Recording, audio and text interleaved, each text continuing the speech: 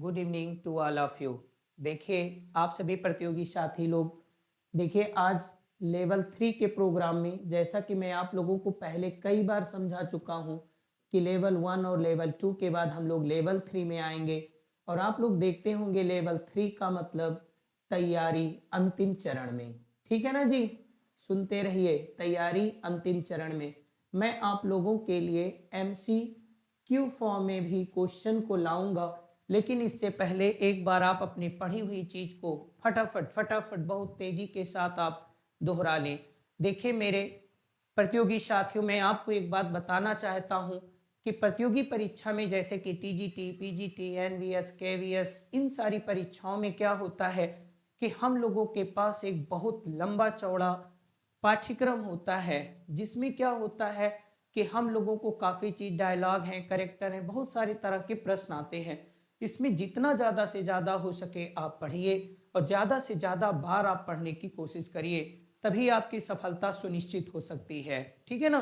तो हम लोग अपने सीधे विषय पे आते हैं। देखिए लेवल 3 का क्लास 3 है। आप लोगों के सामने प्रश्न है, आप प्रश्नों का जवाब फटाफट दीजिए जी।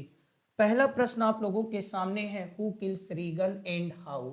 रीगन को कौन मारता है और कैसे मारता है, ये बात, पहला प्रश्न तो यही पैदा हो सकता है जी कि रीगन आती कहाँ है, ये बात कहाँ की है। देखिए मैं बताता भी चलता हूँ, कुछ ना कुछ आप सीखेंगे, जरूर सीखते जाइए, अपने ज्ञान का वर्धन करिए, प्लस उसे और क्लियर करते चलिए, एकदम साफ कर लीजिए। किंग लियर में आती है ये बात, किंग लियर की हो रही है, मान के पढ़ाया जा रहा है कि आपने सब कुछ पढ़ रखा है। इसका नाम मैंने रखा है फास्ट रिवीजन, यानी कि बहुत तेजी के साथ हम लोग फटाफट रिवाइज करेंगे हर चीज को। Who kills Regan and how, जल्दी जवाब दीजिए आप लोग फटाफट, कॉपी और पेन लेकर बैठिए आप लोग पढ़ने के लिए। ठीक है ना जी? तो इसमें कौन है? गॉन्ड्रिल। इसका सही जवाब क्या होगा मैं लिख देता हूं, आप लोग भी फटाफट लिखते रहिएगा। और कैसे मारती है जी? बाई गिविंग पॉइजन, जहर देकर। और आप लोग ये भी बताइएगा कि वो क्यों जहर दे देती है। ठीक है ना? समझ में आया कि नहीं आया? जहर देकर क्यों मार देती है रीगन को, और क्यों मार देती है रीगन को, इसको आप लोग प्रॉपरली पढ़िए किंग लियर। और नहीं आप लोग पढ़े हैं तो मैं बहुत जल्द ही यूट्यूब पर आपके लिए किंग लियर को भी पढ़ाऊंगा। मैं सारी शेक्सपियर के जितने भी इंपॉर्टेंट प्ले हैं सबको पढ़ाऊंगा, जैसे मैंने हैमलेट को पढ़ाया है। यानी कि हैमलेट की कहानी मैं किंग लियर की कहानी को भी सुनाऊंगा, उसके जितने फैक्ट हैं उनको इंग्लिश में प्रॉपर एक्सप्लेन करूंगा, प्लस उसके साथ साथ क्वेश्चन आंसर भी आप लोगों को दिया जाएगा। फटाफट दूसरे सवाल पे हम लोग आते हैं। Who was punished by King Lear, King Lear के द्वारा कौन सजा दिया जाता है, किसको निकाल दिया जाता है, किसको सजा दिया जाता है ऑफ हिज लॉयल एडवाइस। देखिए मैं कहानी को भी बताया कर रहा हूं साथ ही साथ। जब राजा लियर के, किंग लियर की 3 बेटियां होती हैं, गांडिल होती है, रीगन होती, कॉर्डिलिया होती है। राजा लियर सबके हृदय में प्यार की गहराई को मापते हैं। गांडिल से पूछते हैं तुम मुझे कितना प्रेम करती हो, तो गांडिल बड़ी ही आईली टंग में बोलती, मैं तुम्हें बहुत ज्यादा प्यार करती हूँ, अपनी नेत्र ज्योति से ज्यादा, सबसे ज्यादा प्रेम करती हूँ। अब कहानी में नहीं सुनाऊंगा, रीगन भी कहती है। लेकिन कार्डेलिया जो होती है वो कहती है कि I love my father as a daughter should love her father. ठीक है ना? मैं अपने पिता को उतना ही प्रेम करती हूँ जितना एक अपनी पुत्री को अपने पिता को करना चाहिए, है ना? इस बात से राजा लियर को अच्छा नहीं लगता, क्योंकि वो चापलूस प्रिय था, लवर ऑफ फ्लैटरी। ठीक है ना जी? और वो कार्डेलिया को एक दहेज विहीन पुत्री घोषित कर देता है, कहता है कि वो कार्डेलिया को अपनी जमीन जायदाद में कोई हिस्सा नहीं देगा, उसको कोई दहेज नहीं देगा। ठीक है ना? तो इस राजा के इस फैसले से, राजा के इस डिसीजन से जो केंट होता है, कौन होता है जी? ध्यान सुनिए। केंट उनको बताता है कि आपका फैसला गलत है, कार्डेलिया सच्ची है, रीगन और गांडिल उतने अच्छे नहीं है, वो वफादार नहीं है। तो जब केंट अपनी सच्ची और वफादार सलाह देते हैं तो राजा लियर को यह रास नहीं आता है, और केंट को ही जो है वो एक्सपेल कर दिया जाता है, उन्हें बैनिश कर दिया जाता है, उन्हें सजा दे दिया जाता है। ठीक, आप इनका नाम याद रखो। यह सवाल बन भी सकता है कि केंट आता ही कहां है, तो केंट कहां आते हैं जी? किंग लियर में। सुनते रहिए, मैं हर एक प्रश्न का वजन 10 2 4 गुना तो बढ़ाने की कोशिश करूंगा ही जी। ठीक है ना? बढ़ाते रहिए, हर प्रश्न के अंदर से भी कुछ ना कुछ आप सीखते रहिए। आते हैं हम लोग, एक मिनट जी, ये क्या हो गया, ध्यान देना। ओके जी, चलिए कोई बात नहीं, थोड़ी टेक्निकल प्रॉब्लम है। चलिए दूसरे तीसरे सवाल पे आप आइए, ध्यान देना, तीसरे सवाल पे आप लोग आइए, ध्यान दीजिएगा जी। तीसरे प्रश्न पे आप लोग आते हैं, who was false suitor of Cordelia. देखिए कार्डेलिया को चाहने वाले कई थे, है ना। जब राजा लियर ने कार्डेलिया को दहेज विहीन पुत्री घोषित कर दिया कि उसे दहेज में कुछ भी नहीं देंगे, उसे उनकी प्रॉपर्टी में, उन्हें उनके किंगडम में कोई शेयर नहीं मिलेगा, तो जो किंग ऑफ फ्रांस होते हैं वो कार्डेलिया को अपना लेता है। लेकिन उससे पहले एक लोग और होते हैं जो कार्डेलिया से शादी करना चाहते थे। ये शब्द को आप समझिए, इसका मतलब होता है विवाहार्थी।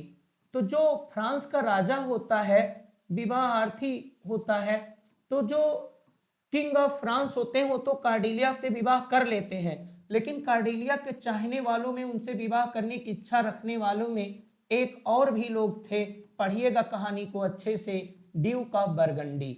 अब आपसे ये भी पूछा जा सकता है जी कि ड्यूक ऑफ बरगंडी आते कहाँ हैं, तो ड्यूक ऑफ बरगंडी कहाँ आते हैं, किंग लियर में आते हैं। ठीक है जी। देखिए इस तरह से प्रश्नों को इस पैटर्न पे अटेम्प्ट करना थोड़ा सा आपके लिए बोरिंग हो सकता है, थोड़ा आपके लिए कॉम्प्लिकेटेड हो सकता है, लेकिन मैं बार बार कह रहा हूं कि यदि आप अपनी प्रतियोगी परीक्षा के लिए टीजीटी, पीजीटी, है ना, इसमें आप जॉब पाना चाहते हैं, आप अपनी सफलता को सुनिश्चित करना चाहते हैं, तो इस बात का ख्याल भी ना किए हुए क्या बोरिंग है, क्या नॉन बोरिंग है, क्या इंटरेस्टिंग है, क्या नहीं इंटरेस्टिंग है, इस सब बातों को खारिज कर दीजिए। आप इस पैटर्न पे जवाब दीजिए। अगर आपने पहले से पढ़ रखा है तो हर एक प्रश्न का जवाब हाफ सेकेंड में आपके माइंड में आना चाहिए जी। तभी आप समझिए कि अब हमारी तैयारी मुकम्मल है, अब हमारी तैयारी कंप्लीट है, अब हमारी तैयारी जी परफेक्ट है। ठीक है ना। और नहीं तो अगर आप विकल्प के सहारे आगे बढ़ते हैं तो विकल्प आपको कमजोर करके रखता है। फिलहाल मैं विकल्प और एमसीक्यू पैटर्न पे भी आप लोगों को क्वेश्चन दूंगा। मैं कह रहा हूं आप लोग चैनल को सब्सक्राइब करिए और बहुत सारी वीडियोस आपको यहाँ मिलेंगी, तथा मैं अपने एप्लीकेशन पर भी जो नीरज कैरियर इंस्टीट्यूट का है वहाँ भी आप लोगों को क्लास मिलेगी जी। ठीक है ना। ओके, ऑफलाइन के साथ साथ मैं वहाँ भी अपनी क्लास आप लोगों को दूंगा। ठीक है ना जी। आगे बढ़ते हैं। तो who was false suitor of Cordelia, Duke of Burgundy. आगे बढ़ते हैं। ये देखिए जी, जीएस इज गॉड ऑफ। देखिए जितने भी इंग्लिश में है उसमें ग्रीक गॉड और गॉडेस आप उठाइए पेपर को और देखिए, अक्सर ये पूछे गए हैं कि ग्रीक के जो गॉड हैं, गॉडेस हैं, वो किस चीज के देवी देवता हैं। तो यहाँ पे पूछ रहा है कि जीएस, इसका जिक्र आता है जी। जीएस इज गॉड ऑफ किसके होते हैं, स्काई के एंड थंडर। पढ़िएगा, एक ही चीज के नहीं, एक देवता, एक देवी देवता, कई चीज के देवी देवता हैं, कंफ्यूज मत होइएगा। पहले उन्हें आप विस्तार से डिटेल में पढ़ लीजिएगा। ठीक है ना। GS is god of sky and thunder. फिर कहते हैं हैमेस इज गॉड ऑफ, ये किसके देवता हैं जी, ये किसके हैं, पांचवें प्रश्न पे आप लोग ध्यान दीजिएगा।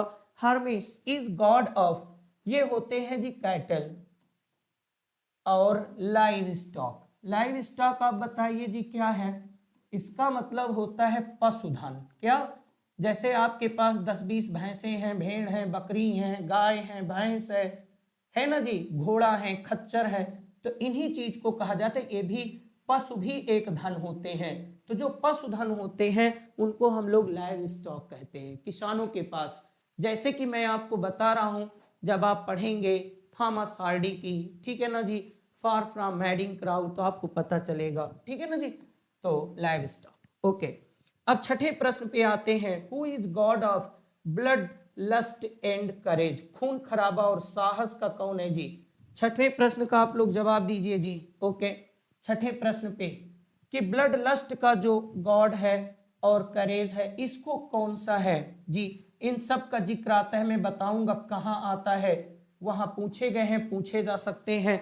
हो सकता है यूपी टीजीटी में नहीं पूछे गया है, बट एनवीएस केवीएस में सब प्रश्न आ चुके हैं जी। ठीक है ना। ओके, आप थोड़ा सा ध्यान रखिएगा। एरिस देखिए जी, इसको मैं बता चुका हूं आप लोगों को, क्लियर। ये Aphrodite is Greek goddess of, Aphrodite जो होती है और ग्रीक गॉडेस होती हैं किसकी, किस चीज की गॉडेस है जी ये लव और सेक्स की है। ध्यान दीजिए, बहुत आराम से, बहुत कम समय में अधिक प्रश्नों को मैं टारगेट करने की कोशिश करूंगा। मैंने आप लोगों से पहले भी वादा किया है, आप लोगों से कमिटमेंट किया गया है कि मैं नियर अबाउट 10,000 क्वेश्चन को चेज करने की कोशिश करूंगा, वो यूट्यूब और अपने एप्लीकेशन दोनों के मिलाकर जी मैं बात कर रहा हूं, ठीक है ना। आप लोग थोड़ी सी कोशिश करिए कि हम लोग अच्छे से हर चीज को फटाफट दोहरा लें। Aphrodite is Greek goddess of love and sex. एक चीज मैंने और भी आपसे कहा था, एफॉर्जिक जो एलिमेंट होता है जी, ये बताइए किस चीज का एलिमेंट है, क्लियर। ये कामोत्तेजक पदार्थ हैं जी, जो काम वासना को पैदा कर देते हैं, जिनके सेवन से एफॉर्जिक कहा जाता है। आगे बढ़िएगा, कहते हैं Grumio uses comic character in what work of Shakespeare. तो ये कहाँ आते हैं जी, the taming of the shrew. ध्यान दीजिए, ये सब आपको पढ़े रहना चाहिए। ये बार बार मैं कह रहा हूं, इसका मतलब तैयारी अंतिम चरण में, ठीक है ना जी। लेवल 3 आप लोग इस वीडियो को बहुत आराम से देखिए, कभी स्पीड कम करके देखिए, कभी स्पीड बढ़ा के देखिए, कई बार आपको पढ़ना है।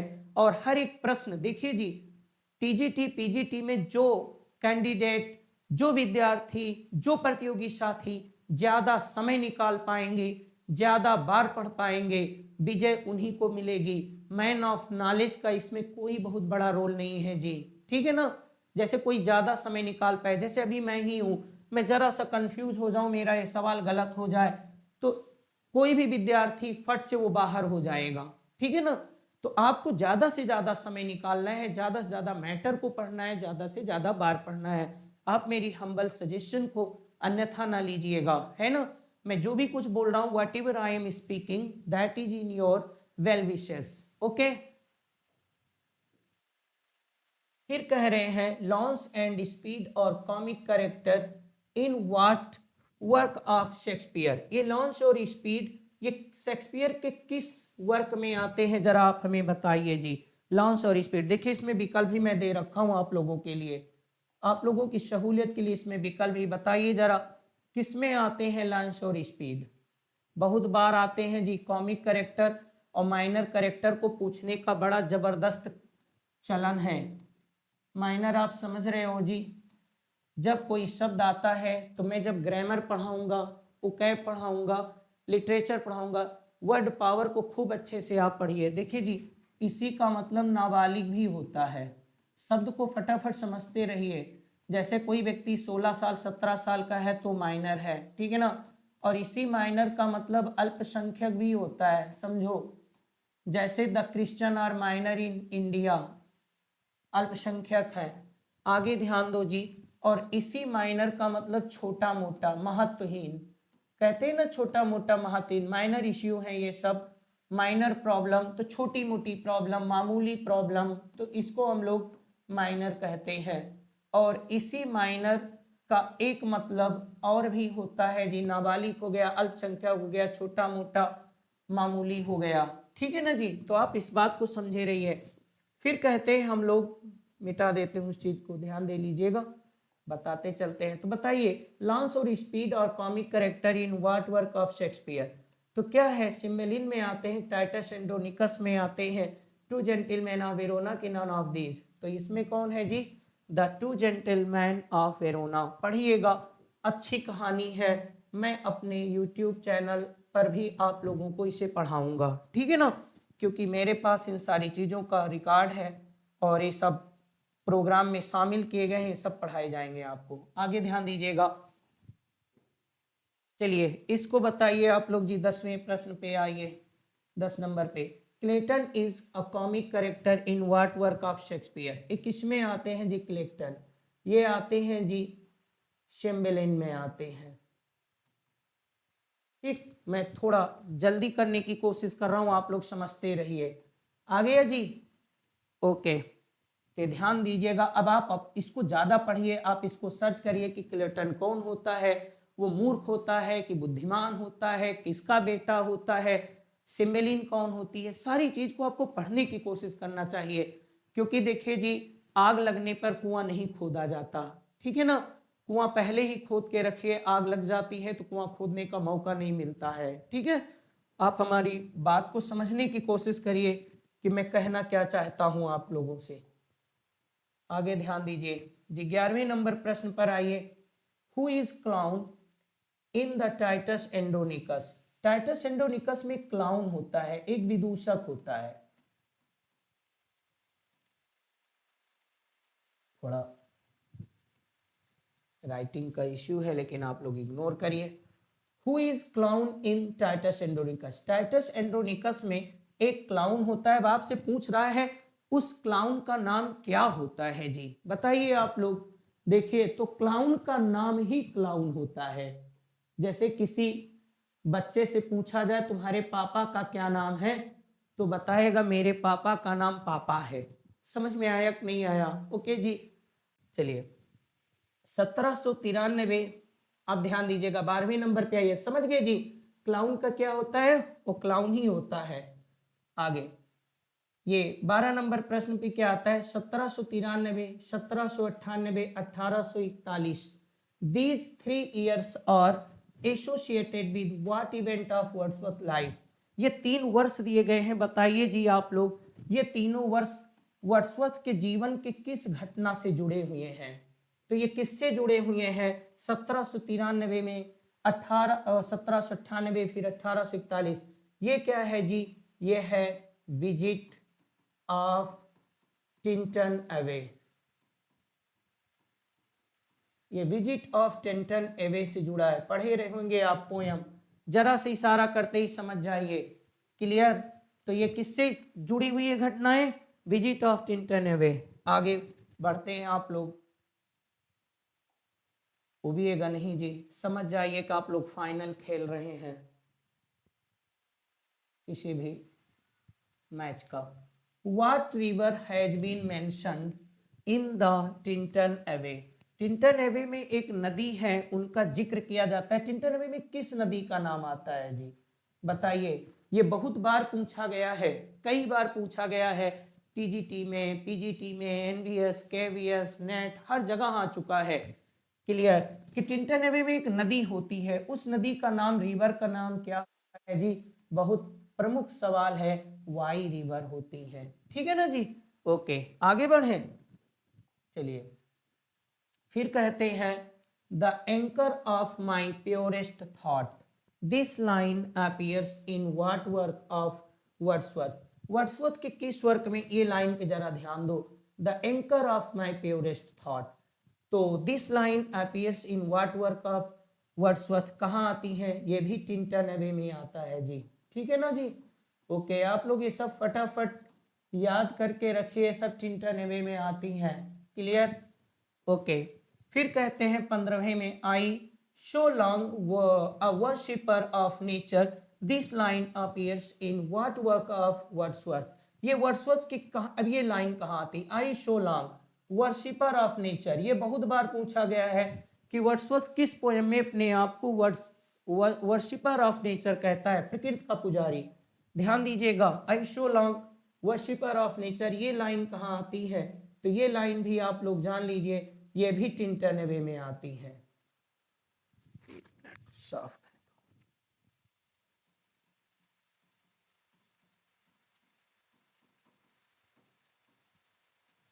ये भी टिंटन एवे में आती है जी लाइन। ओके, चलो अब आते हैं 16 नंबर पे, आप लोग आते हैं, ध्यान दीजिएगा जी।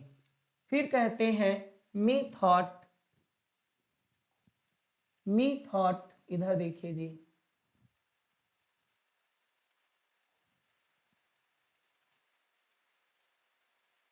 मी, ओ sorry, me this uncharted freedom tries। this line appear in what work of Wordsworth। ध्यान दीजिएगा, ये लाइन बताइए जी कहाँ आता है? me this uncharted, इसको याद करके रखिए। इनचार्टेड फ्रीडम, बीच बीच से आप लाइन को ले लिया करिएगा जी, है ना। जैसे कि मैंने आप लोगों को जब पोइट्री के डेफिनेशन में भी पढ़ाया है, आप पोइट्री पे मैंने वीडियो बना रखी है, एपिक पे दिया है, बैलेट पे दिया है, आप लोग इनको थोड़ा गहराई से, थोड़ा डीपली आप इन्हें समझने की कोशिश करिए जी, है ना। सब कुछ बहुत इंपॉर्टेंट है, आप थोड़ा सा समझने की कोशिश करेंगे तो समझ जाएंगे। अनचार्टेड फ्रीडम ये कहाँ आती है जी, ये आती है ओड टू ड्यूटी, ठीक है जी, ये ओड टू ड्यूटी में आती है लाइन, अनचार्टेड फ्रीडम, याद रखिए ओड टू ड्यूटी। ध्यान दीजिएगा आगे 17 नंबर में आप ध्यान दीजिएगा जी, कहते हैं Wordsworth, Wordsworth wrote a verse play or verse tragedy, Wordsworth ने एक वर्स प्ले लिखा है, या इसी को आप कहते हो कि वर्स ट्रेजेडी भी इन इनटाइटल्ड नाम की, किस नाम की लिखा है जी, नाम बताइए। जो वर्ड्सवर्थ ने एक वर्स प्ले लिखा है उसका नाम है जी BORDER, बॉर्डरस, ठीक है। ये पूछा भी जा सकता है कि बॉर्डरस एक किसका वर्क है, तो बॉर्डरस एक किसका वर्क है जी, वर्ड्सवर्थ का वर्क है, ध्यान दीजिएगा, वेरी इंपॉर्टेंट, ध्यान दीजिएगा। फिर कहते हैं Ruth is poetic work of Wordsworth, Ruth एक पोइटिक वर्क है, किसका है जी, ये वर्ड्सवर्थ का है, और इसकी सब टाइटल, यानी रूथ की सब टाइटल क्या है जी,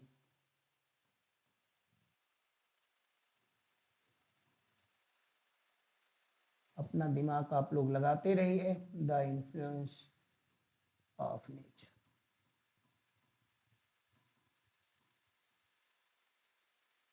द इन्फ्लुएंस ऑफ नेचर, ठीक है जी, समझ गए होंगे आप लोग फटाफट। ध्यान दीजिएगा 18 नंबर पे लाडोमिया, ध्यान दीजिएगा जी, लाडेमिया इन 1814, देखिए यहाँ पे आप ध्यान दो तो यहीं से आपको एक प्रश्न मिल सकता है कि लाडेमिया इन 1814 Wordsworth borrowed it's concept from, आप लोग बताइए जी वर्ड्सवर्थ ने इसका कॉन्सेप्ट कहाँ से लिया, ठीक है ना, लाडेमिया के, ठीक है जी, आप लोग इसको बताइए कहाँ से लिया, कि आता है यूरिपिडीज वर्क, ये यूरिपिडीज के वर्क से लिया है जी।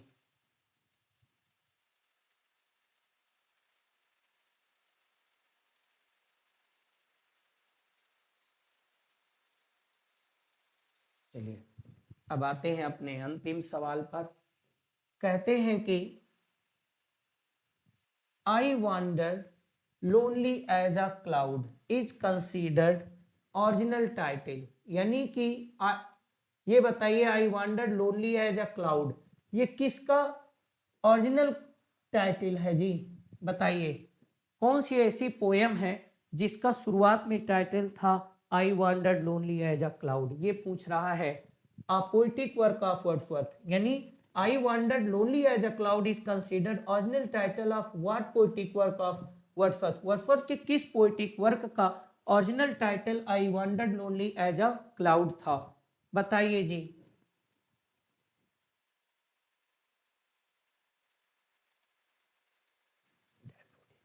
ठीक है ना जी, इसका